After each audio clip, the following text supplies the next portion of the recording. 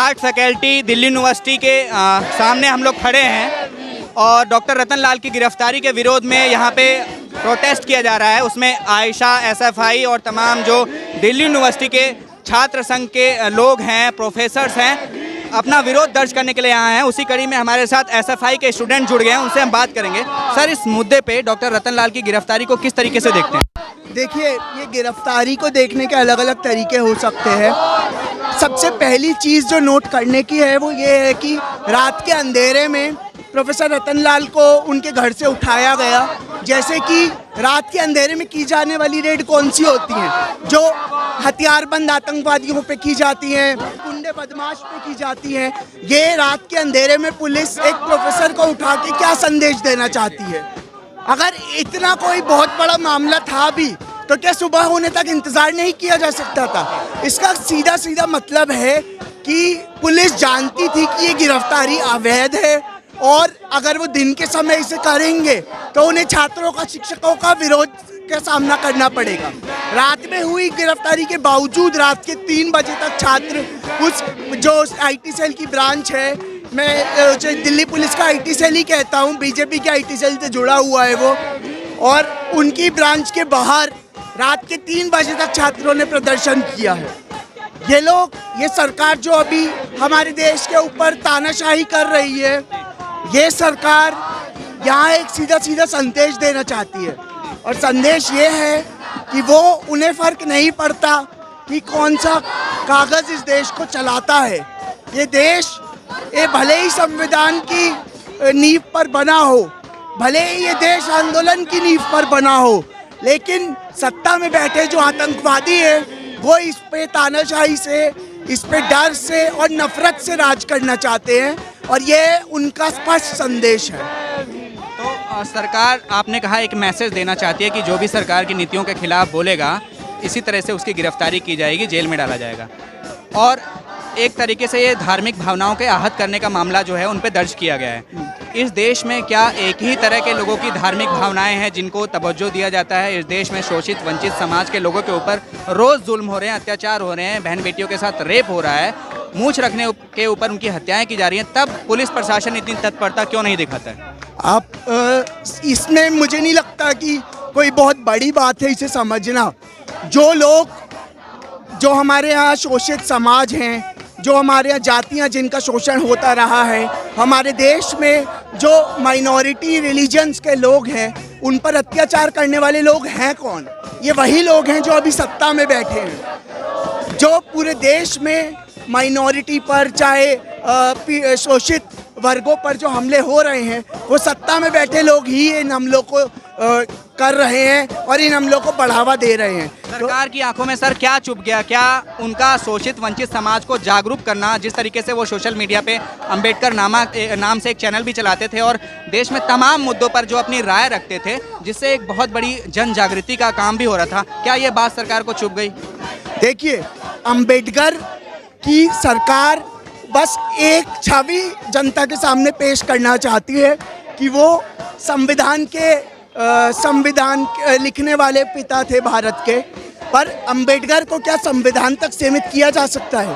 अंबेडकर वो व्यक्ति हैं जिन्होंने इस देश के जो शोषित समाज हैं, इस देश की महिलाओं के लिए और इस देश के हर कमज़ोर तबके के लिए आगे बढ़कर लड़ाई लड़ी है। चाहे लेबर कोड हो, चाहे महिलाओं को बराबर अधिकार दिलाने की बात हो, संविधान में हर ऐसा प्रावधान रखा गया जिसमें जो सोशल जस्टिस शब्द है, उसकी भावना, उसकी आत्मा उन्होंने संविधान में डाली। और इसी वजह से ये अंबेडकर की जो असल जो छवि है, जो क्रांतिकारी उनके अंदर था, उसको सरकार छुपाना चाहती है। जैसे, और इसमें अंबेडकर अकेले नहीं है, इसमें भगत सिंह को भी वो एक शहीद के तौर पे बस याद रखना चाहते हैं। उनकी जो समाजवाद की उनकी जो विचारधारा थी, उसे दूर करना चाहते हैं। सर, ना ही सिर्फ अंबेडकर, इस देश में फूले, पेरियार, भगत सिंह, बुद्ध जैसे लोग हुए हैं जो नास्तिक थे और जो धार्मिक मुद्दों पर अपनी राय बेबाकी से जिन्होंने रखी। क्या जो, अगर हम बात करें सामाजिक डिस्कोर्स में, इन सभी जो सभी महान विभूतियाँ हैं, इन सब के अस्तित्व को मिटाने का काम कर रही है सरकार?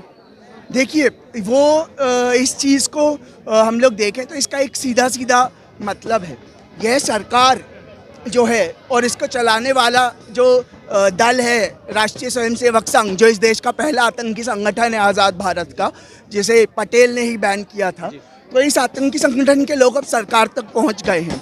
ये लोग अपने अलावा इतिहास में जो कुछ भी है उसमें उनके अलावा जो भी है, और हमें ये याद रखना होगा कि इतिहास के पन्ने आरएसएस को काले अक्षरों में याद रखते हैं। जब देश आज़ादी की लड़ाई लड़ रहा था तो ये गद्दार बन के अंग्रेज़ों की चाटुकारिता कर रहे थे, तो इनका इतिहास में कोई भी सकारात्मक योगदान नहीं है। लेकिन वो तो बोलते हैं, वीर सावरकर बोलते हैं, आरएसएस को बोलते हैं जिन्होंने स्वतंत्रता आंदोलन में भाग लिया, ऐसा भी बयान आता है। देखिए आप किसी चीज़ को कितना भी चिल्ला चिल्ला के एक झूठ को 100 बार बोलेंगे, 1 लाख बार, 10 लाख बार, 1 करोड़ बार बोलेंगे तो वो झूठ सच नहीं बन जाएगा।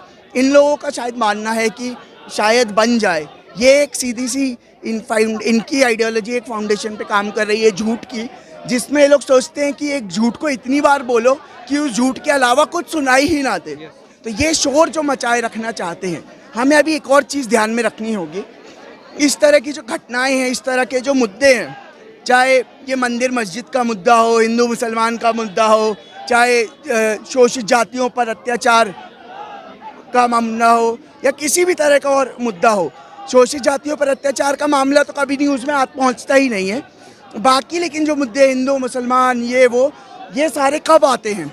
ये तब आते हैं जब महंगाई आसमान छू रही होती है, ये तब आते हैं जब बेरोजगारी आसमान छू रही होती है, ये तब आते हैं जब जीडीपी पाताल में पहुंच जाती है, ये तब आते हैं जब रुपया सबसे कमज़ोर होता है, ये तब आते हैं जब पेट्रोल की कीमत आसमान में होती है। इसका मतलब क्या है? ये सिर्फ ध्यान भटकाने के मुद्दे हैं, जिससे कि जनता अपने जो मूलभूत सवाल हैं, जो सवाल उनके जीवन पर असर डालते हैं, चाहे बेरोजगारी का सवाल हो, जैसे शिक्षा का सवाल हो, जैसे महंगाई का सवाल हो, इन सवालों को जनता उठा ना सके तो उन्हें वो लोग ऐसे ही मुद्दों में भटकाए रखना चाहते हैं। शुक्रिया सर हमसे बात करने के लिए।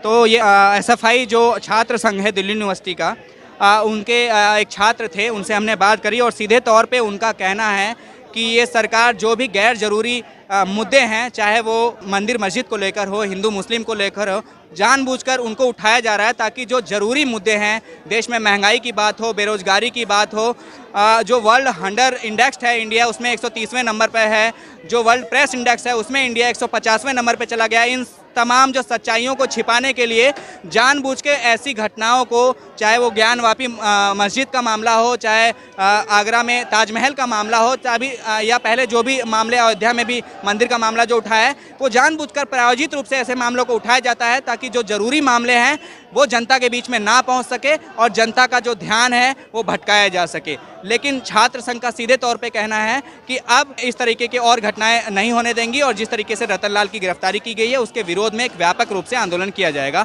इस मामले पर हम अपनी नज़र बनाए हुए हैं, जो भी ताज़ा अपडेट है अपने दर्शकों तक पहुँचाने का प्रयास करेंगे। धन्यवाद।